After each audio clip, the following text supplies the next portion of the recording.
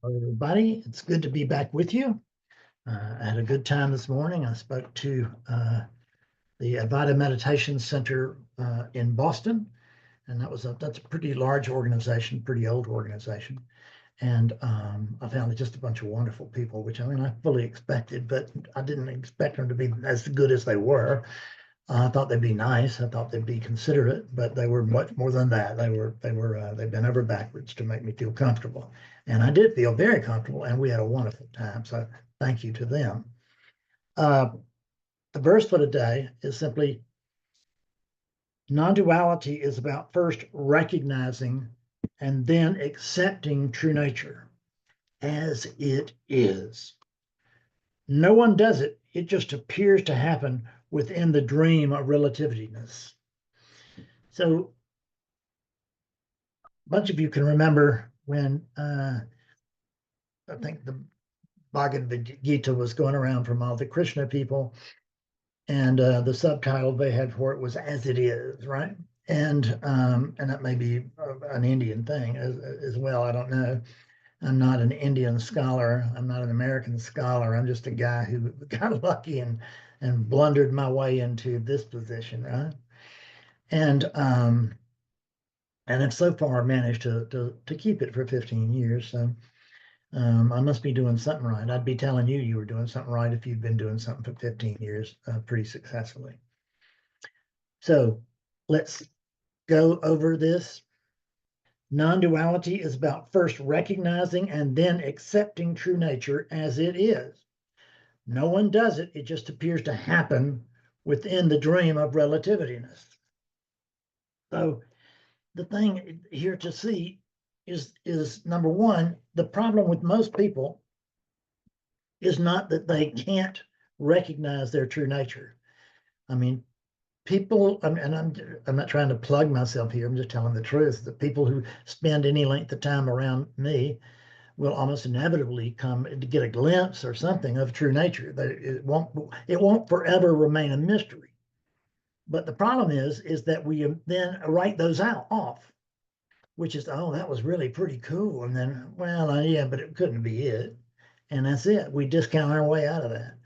And so we just don't believe what we've seen. We don't accept what we have seen. We can't, and to say it more properly, we don't accept what we are. I was going to say what we have been. That's the way the mind will work. Oh, that was cool. I was awake, and I'd be talking about the unit. The unit was awake. The unit can't be awake. The unit's a walking cadaver. You pull the life force out of this thing, and it'll drop to the ground. It can't do anything on its own. It really can't. It can't even rot on its own. It's going to take insects and time, and moisture and all this kind of stuff. We can't even rot on our own. It's very important to recognize that you must recognize it. And the reason that you are, pardon me, my phone is reminding me to go put on the clothes that I have already put on. So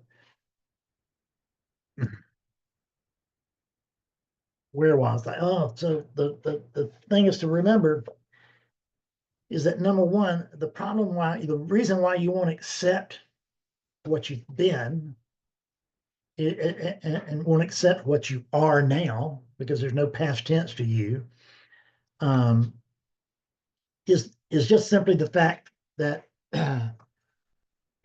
you don't want to accept this as it is. You're waiting for another this, a better this, a cooler this, an easier this. And when you get to this, that's when you're going to surrender. And that's going to be really easy. It's going to be a breeze. It's going to be beautiful. I know just how to be. And I've been figuring out just how to be for the last 35 years while I've been sitting on a cushion. But the only problem is that I haven't had awakening. I might have had a glimpse, I might have had two, and I've talked my way out of those. I won't even be able to tell you what happened until I'm properly asked. And I can properly ask. And I've figured out just how to do it. It's not genius. Well, kind of genius. Give the unit a plug. I'm not going to go into it here because it works only when it's timing. It's all about timing. But we have to come to see that it's as it is, and this is as it is, and it can't be any other way. Get rid of perfect and imperfect. Those are opposites, and it can't be the truth. So what is true? What I see is that what is not that everything is just as it should be. I can see why people say that, but that's not my take on it. My take on it is everything is as it must be. Everything is exactly as it must be until it's not. So you can probably take that.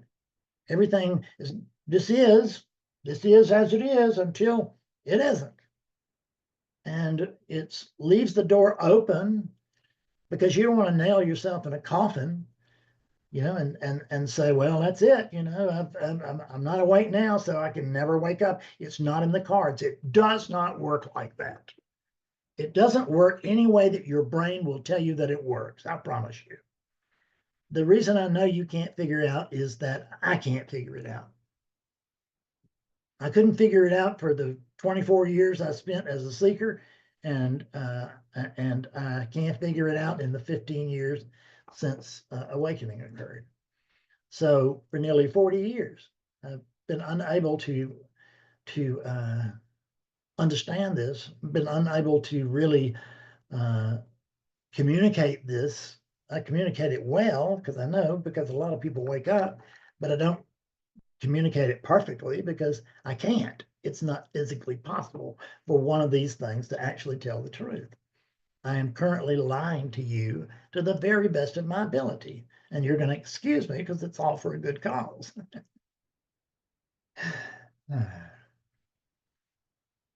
But you have to recognize, well, only if you want to wake up. I mean, you don't have to do anything. Don't let anybody tell you need to do this and you got to do this and you got to do that. And don't let me tell you that either. So when I say you have to do something, I mean only if you want to wake up. If you don't want to wake up, don't do any of the things that I suggest, and you will solidly remain where you are.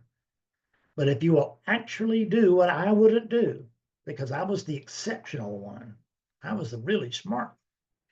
And everybody around me, I mean, they looked like they were pretty smart, but when it came to comparing to me, Lord, they couldn't hold a candle. That's just that arrogance, that natural arrogance that comes out whenever you have low self-esteem. You've got to blow yourself up bigger than life, and if you blow it up enough to where they believe it, maybe they can convince you that you're actually awake or special or whatever it is that we're looking for at that time. But we don't accept what we are because we can't imagine that it looks like this. I don't know what oneness looks like. I've been looking for it all my life. Damn it. Where is it anyway? I just can't find oneness anywhere. Yeah, but well, where are you? And I ask people this. So where are you in reference to oneness?